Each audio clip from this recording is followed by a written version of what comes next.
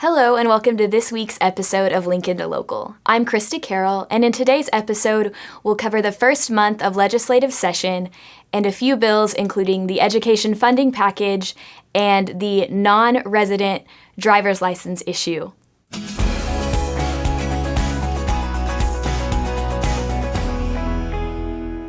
Today, joining me is Steve Thompson with our public policy team. So, Steve, we'll just go ahead and jump right in. It's been a busy first month of legislative session with a few committee meetings and the first big deadline at the end of this week. Can you give us an insight into the pace of this legislative session so far?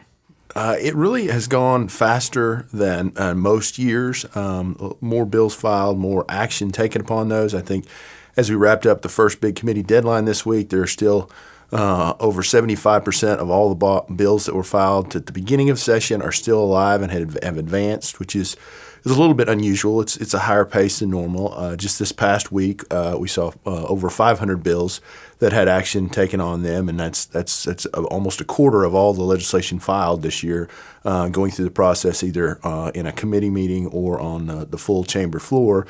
So there have been a lot of things happening every day. We've been blessed to have some really great County Farm Bureau folks there with us to help walk the halls and visit with their legislators, and we've had a great team with the field staff coming in to help public policy. So we've been very active at the Capitol, and mostly it's been good things happening. But there's always some items of concern that we have to keep on working through as the session goes on. But the February part of session is thankfully behind us, and so now we can focus on hopefully fine-tuning a few of the bills that still have some loose ends.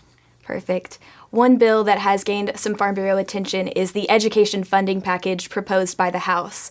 Can you kind of tell us what that looks like and where it's at in the legislative process so far? Yeah, that's a very exciting idea. We've had a lot of debate in the legislature the last couple of years about education, and particularly when it comes to private school and how that might be funded, whether the legislature would get involved in helping subsidize a private education. But one of the things that we have tried to keep an interest in that was on behalf of rural schools around the state that sometimes struggle with funding. And so Speaker of the House Charles McCall and his team, as well as the governor's office, have supported a proposal that would put a little over $500 million into public schools with over 60% of that earmarked for rural schools.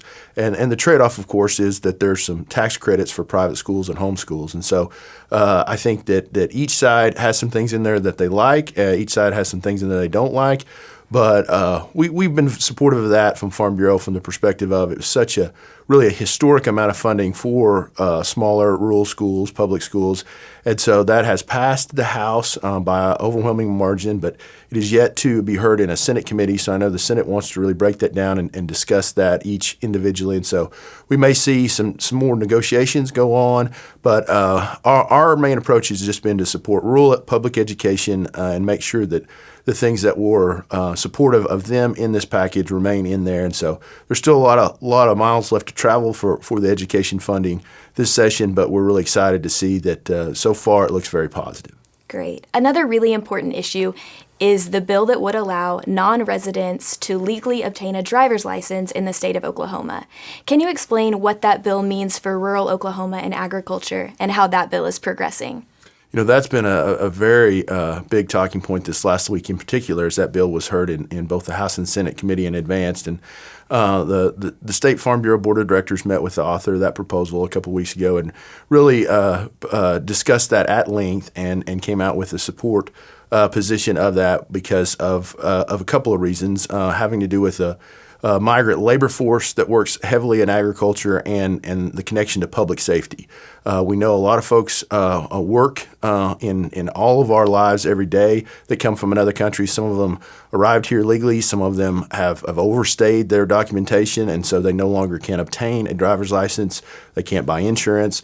And so the roads aren't as safe when folks don't have the proper documentation, and this allows them to come into the system to become more legal in the way that they do their business if they're driving vehicles on the road. And so from that standpoint, we're excited to see this being discussed. It's a very difficult issue, and it's really spurred a lot of passion in a number of folks. And so we really feel like on behalf of public safety and the agriculture workforce, that it's something that really needs to be discussed and debated. And there are a number of safeguards there. I know a lot of folks are concerned about immigrants voting and things that have been addressed in the bill. And so we'd encourage folks to ask those questions and talk to your field rep, talk to public policy staff or your local representative or senator to answer some of those very valid questions that are circulating about that. But we're excited to keep working on that, and it's made it about halfway through the process, but we still have a long ways to go to fine-tune that legislation as well. Another piece of legislation is the cockfighting legislation that Oklahoma Farm Bureau has had some interest in. Can you explain what that bill is and the stance Farm Bureau has taken with it? That's been one that's been very difficult for a number of years because while we support all forms of agriculture in Oklahoma, the people of Oklahoma took a vote in the early 2000s to outlaw cockfighting and owning and raising of those birds and established that as a felony.